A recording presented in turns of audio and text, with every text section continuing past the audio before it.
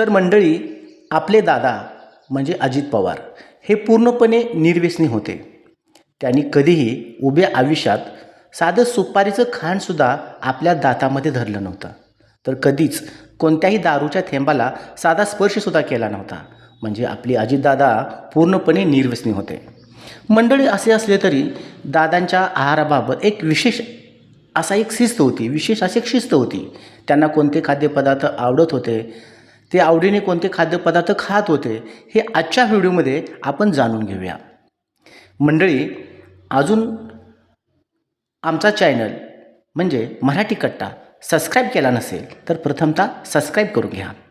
तर चला तर मंडळी, पाहूया अजितदादांना कोणते खाद्यपदार्थ आवडीने खात होते, कोणते खाद्यपदार्थ आवडत होते. तर मंडळी, आजचा पहिला आवडता पदार्थ आहे दादांचा, तो म्हणजे मिसळपाव.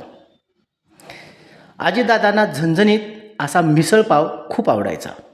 जेव्हा केव्हा कार्यक्रमाच्या ठिकाणापाशी त्यांना वेळ मिळेल त्यावेळी ते आवडीने मिसळपाव खायचे. आणि अनेकदा तर असं व्हायचं की रस्सा ते आवडीने मागून घ्यायचे. असे आपण अनेक व्हिडिओ पाहिले असतील. दुसरा खाद्यपदार्थ म्हणजे त्यांना घरचा डबा खूप आवडायचा.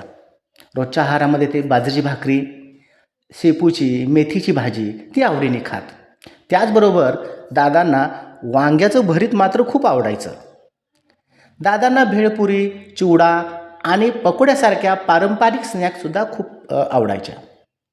तर मंडळी, दादा हे मांसाहारीसुद्धा होते. केव्हा केव्हा ते मासेसुद्धा खाताना आपल्याला दिसून येतात. ते आवडीने मासेसुद्धा खात होते.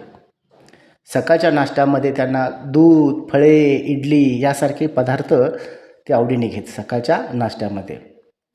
तर मंडळी, असे होते दादांचे आवडते पदार्थ.